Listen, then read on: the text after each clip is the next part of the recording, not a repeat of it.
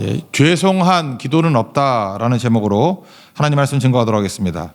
하나님께서 우리 크리스찬들을 이끌어갈 때 방법을 보면은 말씀으로 이끌어 가십니다.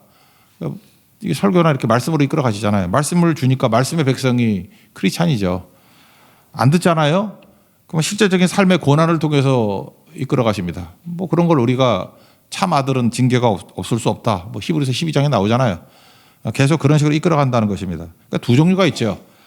말씀으로 이렇게 하나님 말씀을 듣는 사람이 있고 고난으로 듣는 사람이 있다는 것입니다. 될 수 있으면 말씀으로 들어야겠죠. 우리의 삶의 많은 부분들이 이게 겹쳐 있을 때가 참 많습니다. 말씀대로 다 순종을 못해서. 주께서 우리를 돌아오게 만드는 방법은 두 가지가 있는 것 같아요. 하나는 우리가 이렇게 추구하는 것들에 환멸을 느끼게 만드는 것과 또 하나는 하나님을 떠났을 때의 비참함, 그러니까 신랑 없는 신부의 비참함, 이 두 가지로 가는 것 같아요. 그래서 남쪽 유다가 망할 때도 보면은 이스라엘 백성들이 그렇게 추구했던 게 두 가지가 있다고 그랬잖아요. 모델이 예루살렘 모델이 있고 바벨론 모델이 있다. 근데 바벨론을 너무 좋아하지 않았습니까? 세상을 너무 사랑하고. 그래서 다니엘 같은 케이스는요. 다니엘 선지자 같은 케이스는 바벨론의 중심부로 끌려가게 만들죠. 그래서 바벨론의 총리가 되게 만들었잖아요. 총리가 돼서 그렇게 이스라엘 백성들이 추구하는 한복판에 가게 만든 겁니다. 그리고 대리만족이라 그럴까? 너네들이 그렇게 원하는 바벨론 총리까지 한번 대봐라. 다니엘서에서 우리가 알 수 있는 건 뭡니까? 바벨론의 허상이죠. 난 다니엘서를 읽어보니까 이게 제국이 맞아? 이런 느낌이 들어요. 느부갓네살이 하는 행동 한번 보십시오. 그게 뭐죠? 신상 만들어 놓고 절하라 그러고 헛짓 하잖아, 헛짓. 그리고 뭐 미쳐가지고 뭐 풀 뜯어 먹었다며? 그거 모르세요? 성경에 나와요. 풀 뜯어 먹었대요. 채식주의자가 아니라 진짜 풀을 뜯어 먹었대, 초같이. 그리고 그 벨사살 왕 보세요. 뭐 벽에 손가락 나왔다고 뭐 미친 짓 하고, 뭐 성전에 있는 그릇 갖고 와 그래가지고 그걸 술 퍼마시고, 이게 광대 아닙니까?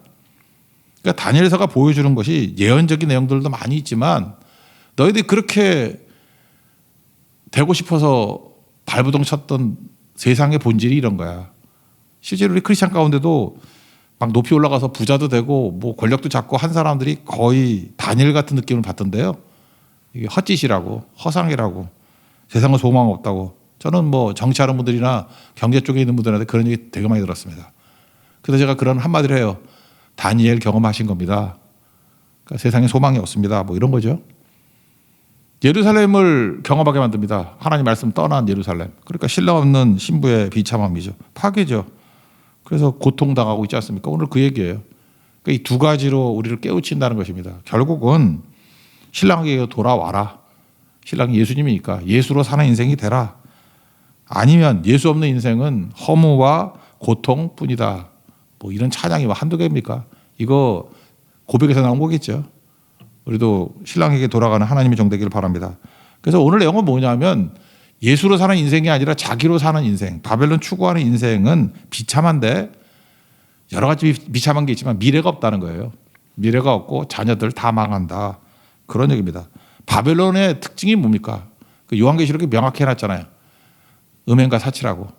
세상의 특징이 뭐예요? 음행과 사치입니다. 음행은 하나님 없는 만족, 예수님 없는 만족, 신랑 없는 만족.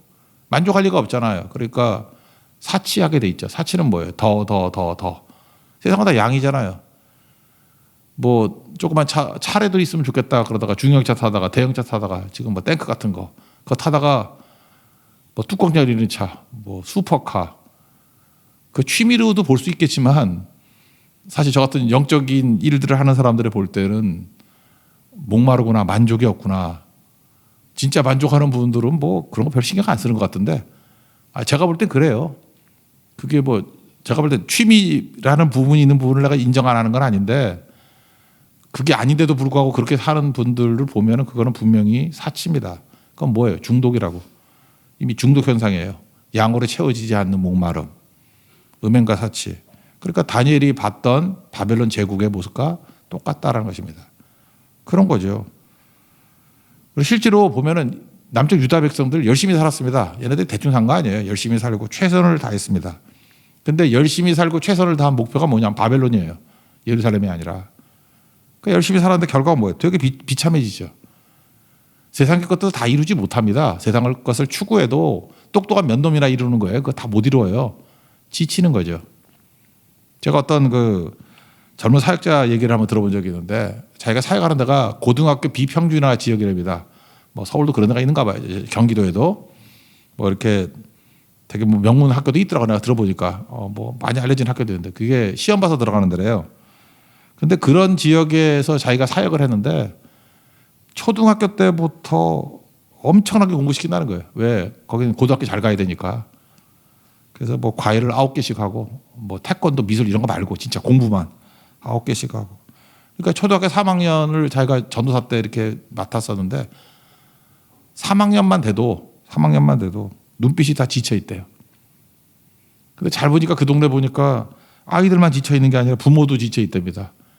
그 교육비 대느라고 힘들잖아요. 그래서 엄마들도 투잡 뛰고 그런데요. 먹지도 못하고.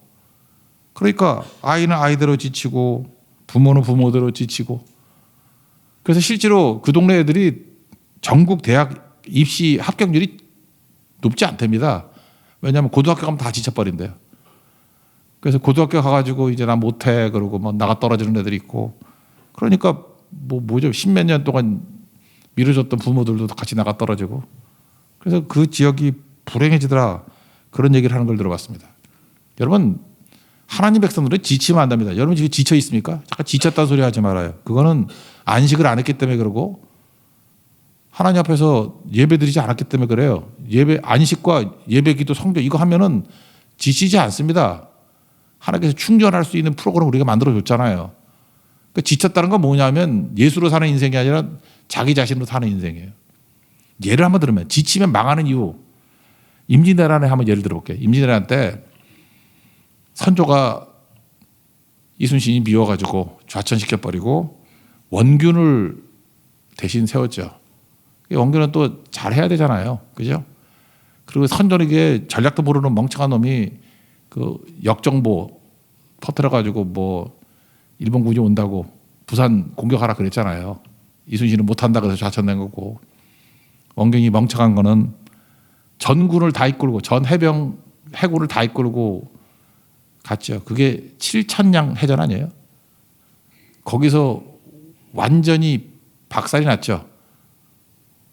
그 무슨 배 뭐죠? 배씨 이상 가진 놈이 12척 빼가지고 도망쳐가지고 12척 남은 거죠. 그래서 그거 빼놓고 전멸했어요. 수백 척, 한 700척 정도가 전멸했다고. 그 전멸했던 이유가 뭐냐? 일본군이 썼던 전략이 뭐냐 하면은 싸울 듯하고 도망치고, 싸울 듯하고 도망치고. 근데 그걸 완벽하게 속였어요. 원균이 마치 이길 수 있는 양. 그런데 옛날 배는 특징이 뭡니까? 판옥선의 특징이 뭐예요? 사람이 노젓는 거 아니에요. 노젓는 거는 엔진은 한계가 있는 거예요. 기계가 아니기 때문에. 인간이잖아요. 그래서 이길 때 최고 속도를 내야 되거든요. 근데 추격하는데 최고 속도를 냈어. 그러다가 함정에 빠져가지고 돌이켜서 역습을 당하니까 노젓는 수군이 힘을 다 잃어버린 거예요. 그래서 그냥 그 자리에 머물러 있다가 힘 저축하고 있던 왜군에게 깨진 거죠. 저는 7천량 해전에서의 패배는 딱 하나라고 생각합니다. 지친 상태에서 싸웠기 때문에 그래요. 지금도 보면 멍청한 사람들 보면은 멍청한 지도자들 보면은 사람을 지치게 만들어요. 쓸데없는 것에 삽질하게 만들고. 그리고 지쳐 있을 때 싸우재. 그건 백전백패죠. 성경 말씀을 잘 보십시오. 이게 다 무슨 얘기냐면 인간은 지칠 수 있는 존재다. 그러므로 지친 상태로 머무르지 말아라. 안식해야 된다. 충전해야 된다. 위로부터 능력으로 채워야 된다. 그리고 나가 싸워라. 그럼 백전백승이다. 하나님의 능력으로 싸워라. 그러면 이긴다. 그 얘기 아니에요? 그러니까 여러분 지쳤을 때는 싸울 때가 아니고 예배할 때고 기도할 때고 엎드릴 때입니다. 그걸 잊지 말아야 된다는 거예요. 근데 바벨론을 추구했던 이 백성들의 특징이 뭐예요? 세상 추구하다가 최선 다하고 열심히 했어요. 여기 보세요. 지금 망하는 사람들 보면 열심히 안 산 사람들이 아니에요. 열심히 살다 망해요. 최선을 다하다 망한다고. 근데 그게 예수로 사는 인생이 아니거든요. 자기로 사는 인생이에요. 바벨론으로 사는 인생이라고. 그 지쳤죠. 한 판에 끝나버리는 거지. 그 얘기를 하고 있습니다. 그래서 오늘 제가 이 본문을 읽으면서 잠깐만 임진왜란 때 그 7천량 해전 그것만 생각이 나. 영적 7천량 전투에서 괴멸한 모습이다.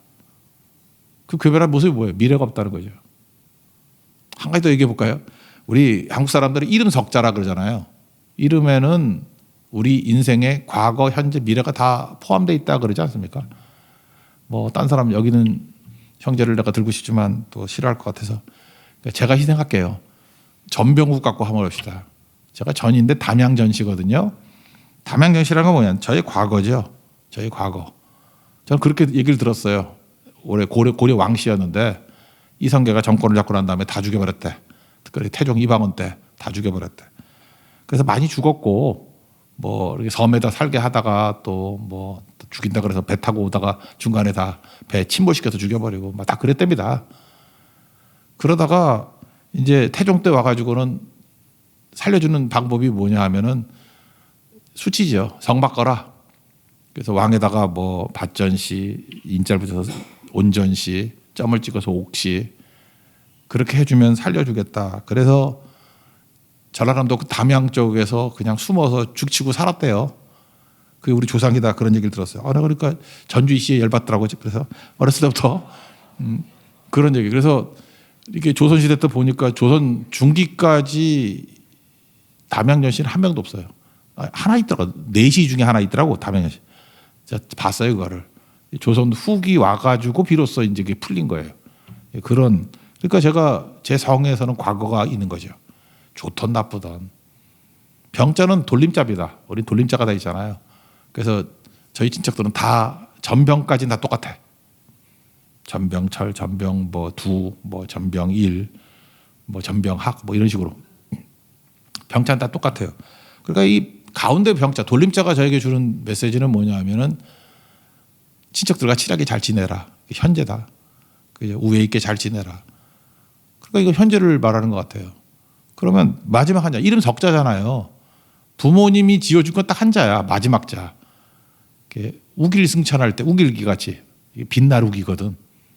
우길승천할 때 그 태양이 빛난다 그래서 우길이잖아. 우길. 일본 그 깃발 있잖아요. 그거. 그 우기라고 빛날 우자. 아홉 구자에 날일 자. 빛나라는 거예요. 그게 부모님 뜻이에요. 그래서 대머리가 되는가 봐. 하여튼 어떻게 빛나든 빛나라. 거기에 미래가 있는 거 아니에요. 저는 미래를 실현했지만 그죠? 이렇게 빛나잖아요. 그러니까 이름 석자에는 과거, 현재, 미래가 다 포함되어 있는 거 아닙니까? 우리 신앙생활도 그런 거 아니에요? 이스라엘도 그렇다고요. 신랑인 예수님 붙들면은 과거 예수님이 다 이루신 거, 현재도 주님과 동행하니까 다 이룬 거죠. 미래도 승리가 있고.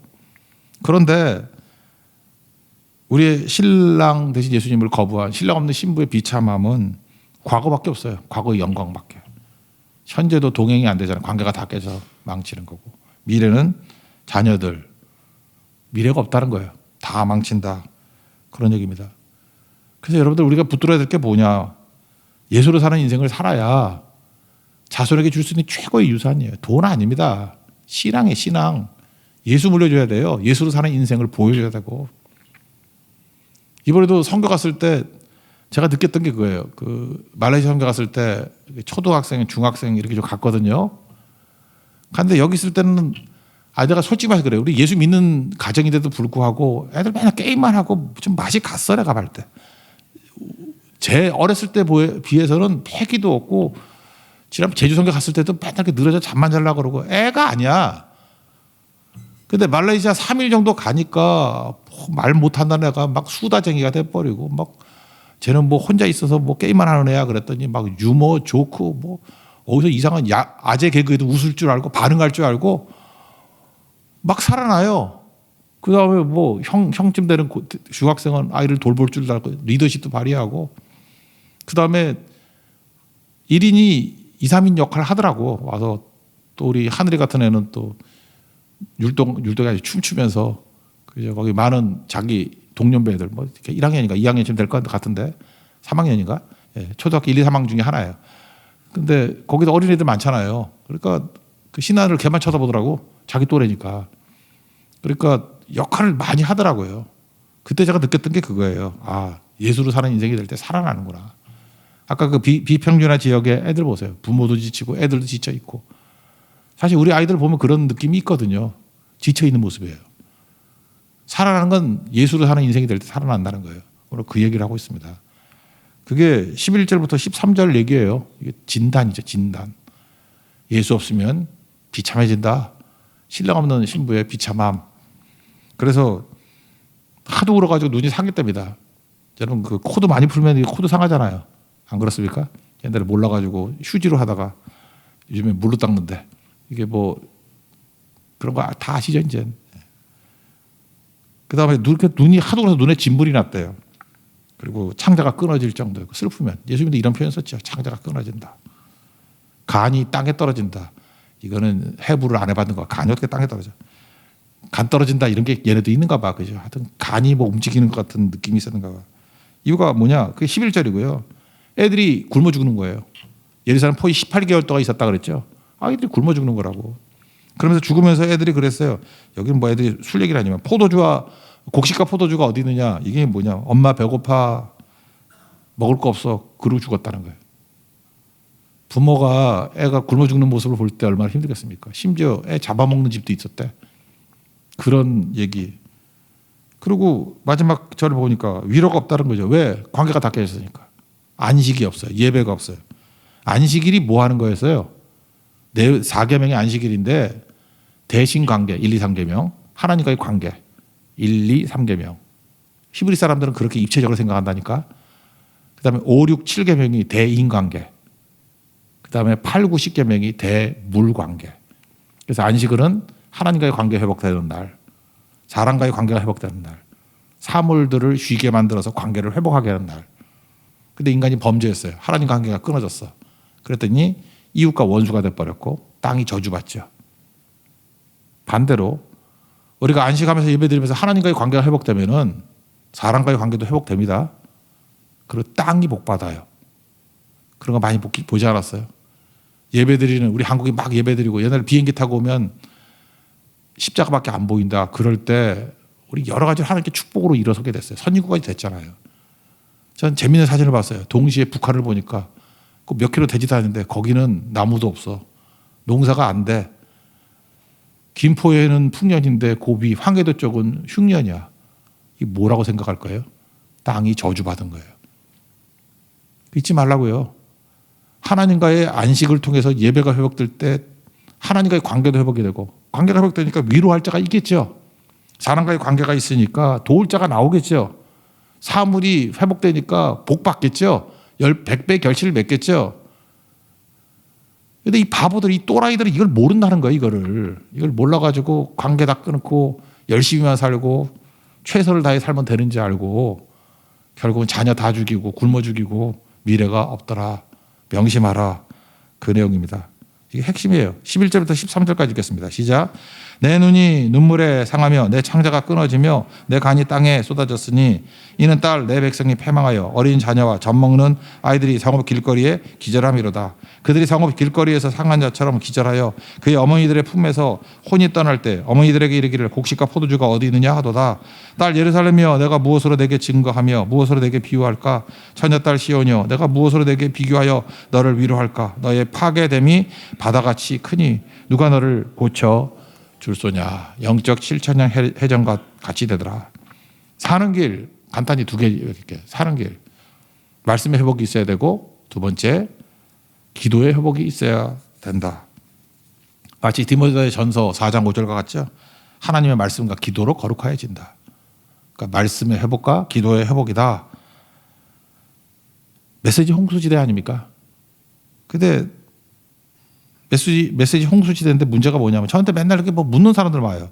뭐 어떤 분의 메시지가 좋고 뭐 어떤 스님의 메시지가 좋고 다 쓰레기 같은 얘기들만 이제 하고 있어요. 그죠? 그러니까 나 미치겠어요. 그것도 어떤 목사님이 좋대. 근데 그 사람이 이단이야. 그러니까 뭘 몰라요. 몰라서 아유 나 입이 있어가지고 말도 하기 싫어. 너 거기 가면 망해. 내가 그랬어요. 망해. 그래서 그런 분들한테 제가 설교를 잘한다가 아니라 그냥 교회 설교나 들어. 내가 그랬어요. 잠깐 이것저것 보지 말고. 분별력도 없으면서 잠깐 이것저것 가지고 그러니까 문제가 되는 거죠. 메신저 되게 중요한 겁니다. 여러분 메신저의 역할이 정치적이 됐습니다. 이 시대는. 제가 정치적이라고 말하는 이유는 뭐냐면 정치적 이거는 사람을 모으는 종교가 되는 거예요. 사람을 모으는 게 정치라고. 정치적이 된 대표적인 예가 여로보암이죠. 북쪽 이스라엘 여로보암. 그가 했던 일이 뭐예요? 예루살렘 가서 예배를 드려야 되는데 하나님 중심이 아니라 단과 베델에 제단 쌓았죠. 목적은 뭐예요? 사람 모으려고. 단과 베델에 하나님이 있는 게 아니죠. 단과 베델이라는 가짜를 만들어서 사람 모으려고. 거기 하나님이 계신다는 보장이 없어요. 예루살렘에 있다 그러는데 단과 베델에 사람 모으려고. 그게 정치적이에요. 그다음에 사람 모으려고 하는 것 중에 그런 거죠. 난 이번에 초파일 그저께인가? 그 연등 축제를 한다 그러면서 류진 스님이 나온대. 그 윤석열하고 그 머리 깍 미네 있잖아요. 개그맨이 나와서 디제잉 타임하고 난리 치더라고.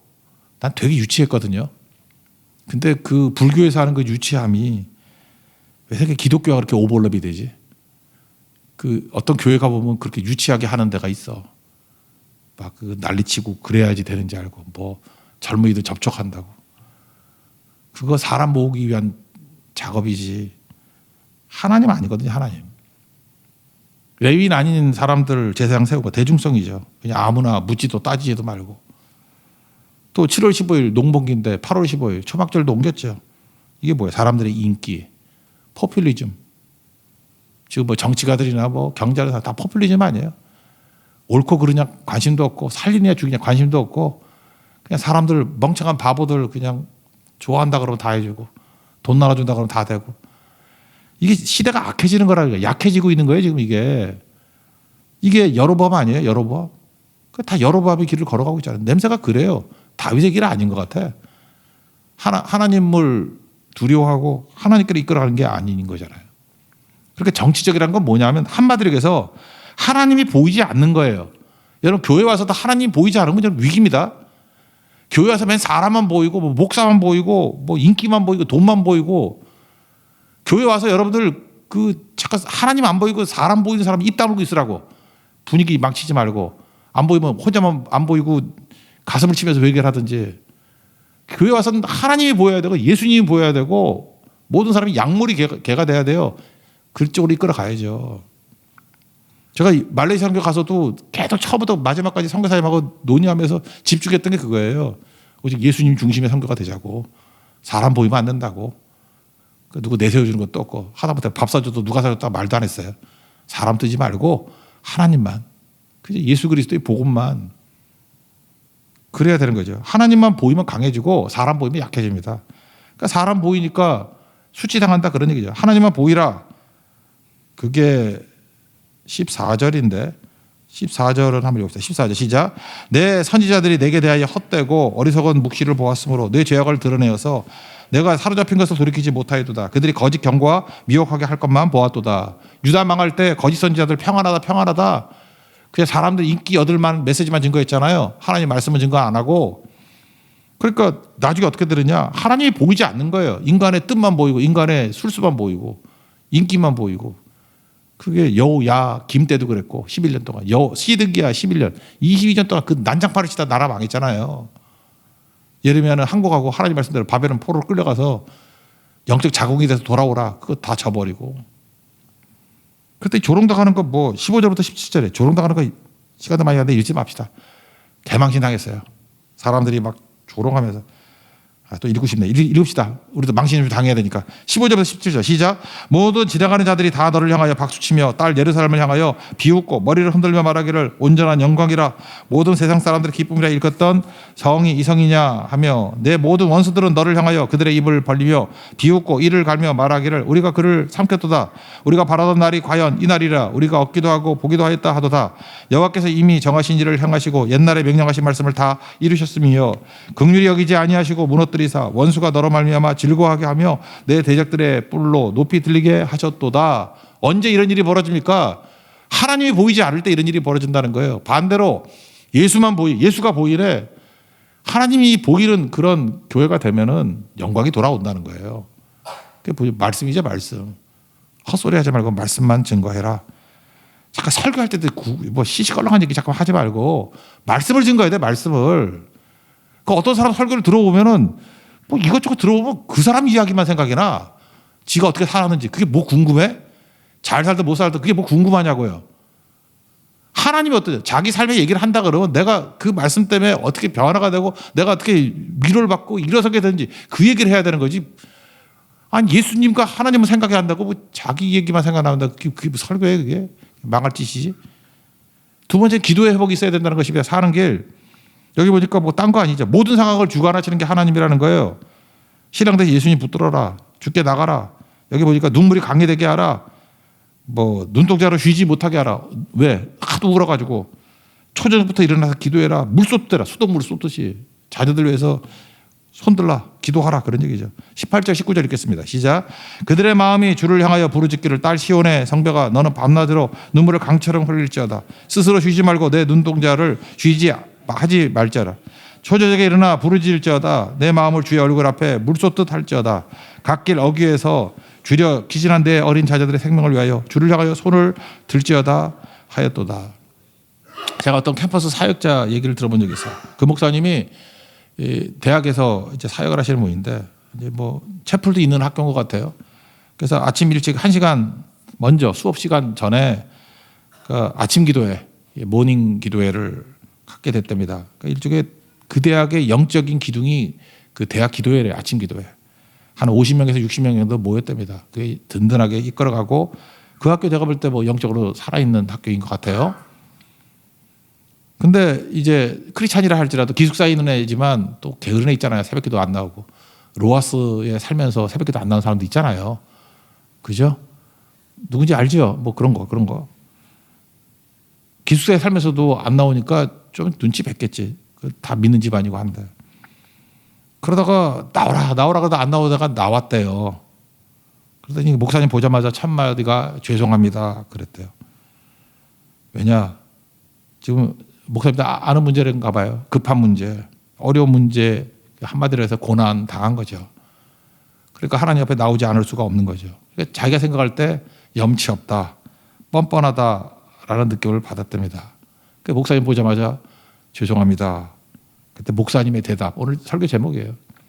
죄송한 기도는 없다. 그러면서 누가복음 15장 말씀을 소개했답니다. 탕자. 네 모습이 다 탕자 모습이다. 탕자의 마음이 염치 없다, 뻔뻔하다, 죄송하다 그런 느낌을 받았지만 그 아버지가 하나님 아니에요? 그 아버지 태도를 봐라. 멀리서 오는데 아버지가 먼저 기다리고 있다가 아버지가 먼저 보고 측은역에서 아버지가 뛰어가는 모습, 뛰어가는 아버지 모습 봐라. 목을 안고 입을 맞추고 그 다음에 아들이 나는 아들이 아닙니다. 품꾼 하나 여겨주십시오. 그랬더니 뭔 소리 하는 거야? 그러면서 제일 좋은 옷, 손에 가락지, 제일 좋은 신, 살찐 송아지 잡고 그 다음 뭐라 그래요? 잔치하자. 내 아들이 죽었다가 다시 살아났다. 잃었다가 다시 얻었다. 너무너무 기쁘다. 하나님도 그런다고. 그래서 죄송한 기도는 없다고. 사실 탕자에게서 진짜 죄송한 건 뭐냐? 돌아오지 않는 것이고 탕자에게 제일 안타까운 것은 기도하지 않는 거다. 죄송한 기도가 어디냐? 또 돌아온 거. 탕자를 기뻐하는 아버지같이 기뻐한다. 우리도 마찬가지입니다. 죄송한 기도 없습니다. 그냥 빨리빨리 돌아오십시오. 돌아오고 기도하고 그러면 살아나게 돼 있습니다. 비참함에서 영광으로 변화가 될 것입니다. 그 길 사는 믿음의 종되기를 축원합니다. 자리에서 일어나겠습니다. 예수로 사는 인생 찬양하겠습니다.